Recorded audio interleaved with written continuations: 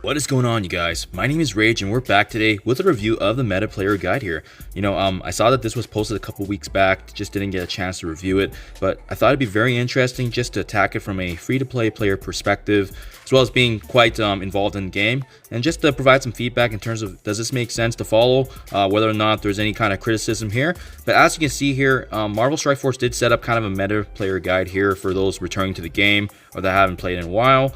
And then really they emphasize a couple key things here, right? In the early stages of the game, I do like the fact that they highlight here that, the beginning, you can build a Sinister Six faction team that can actually give you access to two legendary characters, Shuri and Invisible Woman. And for that point, I do highly agree with them because having those two legendaries, I think, does open a lot of doors, especially if you're new to the game. The fact that you can have one Sinister Six team, and keep in mind, Sinister Six team is also one of the most readily available teams, as they can be just bought through the supply store or the arena and raid credits. So I mean, it's very, very accessible. Another thing that they do bring up is actually mentioning Star-Lord here being one of the first few hero teams to assemble, and I am gonna have to disagree with the Guardians of the Galaxy being the first team. Although they do mention how powerful Gamora has been reworked and empowered, especially with her Infinity Watch taking over the meta right now. The biggest thing here is that Guardians of the Galaxy just aren't used, and honestly speaking, Star-Lord's a very underwhelming legendary character right now. Not really worth the time and investment in my opinion. Although Gamora can be used as unlock, her and her sister Nebula should be the ones that are noted, to be part of that new meta team to be highly prioritized, but not the actual Guardians of the Galaxy, unfortunately, as well as Star-Lord. So just to save your guys' time and materials, I would ignore that statement there, but definitely Nebula and Gamora, both being quite accessible in the game, are very, very good recommendations. They also talk about another team here being the Shield faction, and fortunately, I think I thought originally they were referencing Minions, but they do actually bring up the Wave 1 Avengers team, as well as the legendary character Iron Man. If you guys have been playing the game for as long as I have, you'll know that Iron Man is definitely by far the weakest legendary in the game. To be honest, I don't even know if he deserves the title of legendary status for his trait, but don't need to worry about building him or unlocking him first. He's not going to add a lot of value in my opinion, especially if you're a newer player, especially if you're a mid-game player. You'll know that the key legendaries to unlock is, as mentioned here, they do bring up the Pimtech, so we'll talk about that later here, but the notable mentions is Black Widow here. They do bring up Black Widow in the Wave 1 Avengers, and I like that reference because Black Widow can actually be part of two teams now, right? She can be part of the Wave 1 Avengers, she can be utilized with her skilled military, so I think Black Widow is a very solid character. I've utilized her a lot in Dark Dimension 3 as well as Dark Dimension 4, and you bet there's going to be a strong probability I'm utilizing her as well in Dark Dimension 5. So I mean, reason being is because she has a lot of utility, she has skills that can benefit the team, and that's really the kind of characters that you want to actually prioritize on. Another notable mention here is Yo-Yo being added to the raid store. And I do like that reference actually because Yo-Yo is definitely one of the more powerful Inhumans. She synergizes extremely well with Black Bolt, but whether or not you want to unlock her first thing in the beginning, that's a tough sell because for her, she synergizes with Black Bolt, and for Black Bolt to be unlocked, he actually needs 5 Asgardians. So they don't make any reference of that here whatsoever. So although you can build Yo-Yo early on, she's not going to be great without the synergy of her Inhumans. So that is the one caveat there to think about and consider. Now we actually talk about here the next subsection being the best characters and teams for returning players. Now with returning players, they do bring up Pimtech, which is the new team here of Yellow Jacket, Ghost, Stature, Wasp, and Ant-Man, actually used to unlock one of the newer legendaries being Jubilee. And for this here, they do say that this is a great place to start as they're extremely useful to clear Dark Dimension. And I'm going to have to once again disagree. It's a little misleading here because if I was a returning player and I read this, I would think that they want me to invest in them fully, but that's not the case here. The only character that I would actually highly recommend for Dark Dimension is hands down Ghost. The other 4, although they were designed for Dark Dimension, not many players are using the full Pimtech. Ghost is definitely one of the few. If you are focused on Dark Dimension, Ghost is the one to build. Otherwise, the rest of these characters on my team, they were strictly there to unlock Jubilee. So, I mean, just keep that in mind if you want to save materials and resources. I definitely think Pimtech team synergy is good, but are they in the top meta right now? Not even close. So, Ghost is a great recommendation for Dark Dimension. She opens a lot of doors for especially the global nodes and synergizing with her abilities and just being able to control the situation. Very similar to Black Widow and being able to support the team with stuns or being able to extend negative conditions. I really like that about Ghost.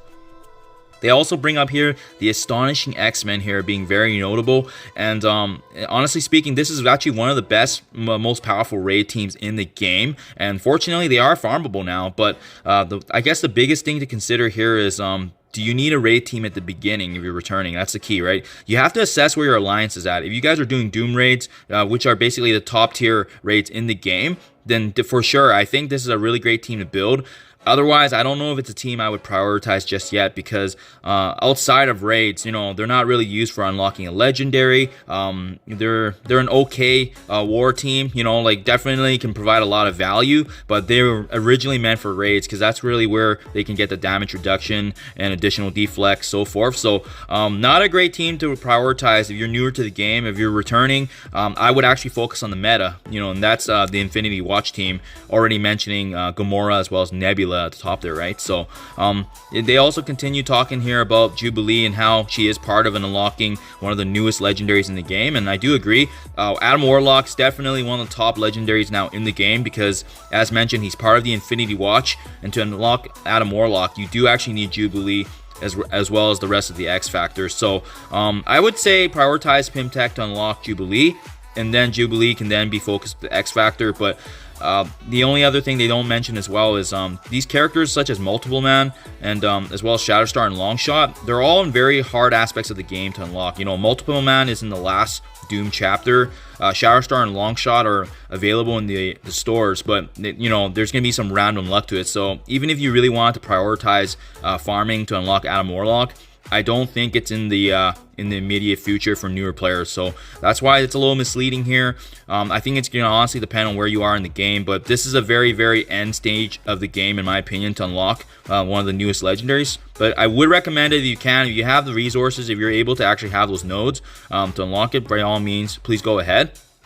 This is a great, actually a great reference to my guides now. As you can see in this screenshot here, I actually have prepared guides in the past of my videos where I have unlocked using minimum power unlock. So feel free to go through, you guys. There's a spreadsheet link in the description below. But essentially, I do try to use the lowest power teams I can to unlock these nodes. And if you guys know my channel, I am 100% free to play. So if you're able to utilize that and push you forward into unlocking this, you know, I hope it's able to provide some insight. So I would appreciate it if you guys support the channel as well. Otherwise, if you're returning, is it better to start over?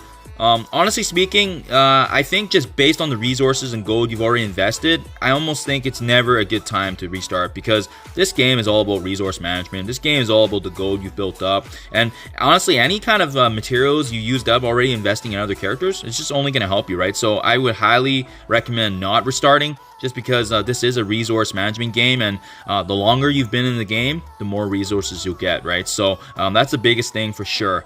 You know, and they talk about maximizing on raid progress and try to use your energy effectively. I 100% wholeheartedly agree. You got to take advantage of what's free in the game, especially if you're not a spender like me in the game. Anytime there's a refresh, there's an opportunity to actually get additional campaign energy, the ISO 8 energy for attacking. 100% take advantage of it, because you're going to get free materials, and that's really how you're going to progress overall. Next, they talk about the gear, and you know, one of the critical ways about gear is that it is actually easier now to get a lot of the materials. They've definitely buffed up a lot of materials you get now when you're purchasing the store. So the purchasing power for customers has increased overall, because we get more for less now, which is great. The one thing to consider, however, when you're going through this, is making sure you guys are actually using the resources correctly when you're buying the materials, right? So there's a whole variety of supply raids, blitz, the war stores, as well as the Ultimates, and then even now with the ISO 8 energy. So just keep an eye on what you need. I would almost highly recommend never to use power cores in the stores, because they're just built to be very poor value for the consumers when you're using that, right? I would much rather you save the power cores to refresh your energy, those campaign events that come out every month. And you know, don't forget, one of the most powerful characters in the game being Kestrel, she was available via campaign event, and if you saved up enough power cores,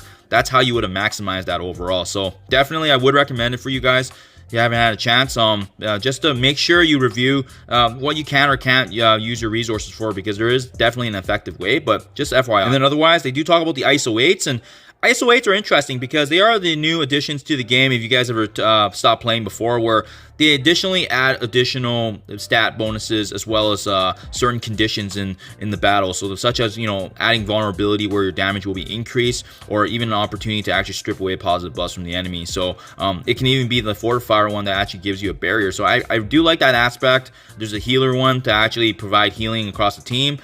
This versatility does increase the overall character's playability and team play, so I do really like that. And then keep in mind too, there's just some advanced options they go over quickly here to kind of streamline your game process.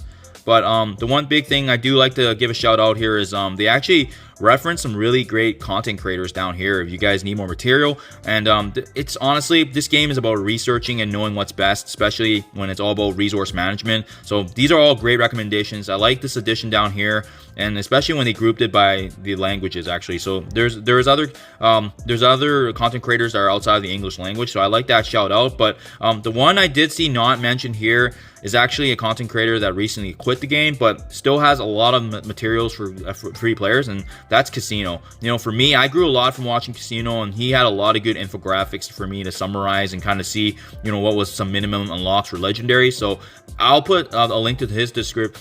I'll put a link to his channel below actually if you guys are interested, because I feel like that's another one that's kind of left out. He's no longer a main content creator, but his materials and Discord channel definitely remain to be used, and I would highly recommend it. So overall, a really good blog post here overall, you guys. I think it's great that they summarized it, but just a couple of little nuances that we kind of chatted about here, right? So, you know, as always, you guys, hope you appreciated the insight here and just the review overall. And as always, I'll see you guys in the next one.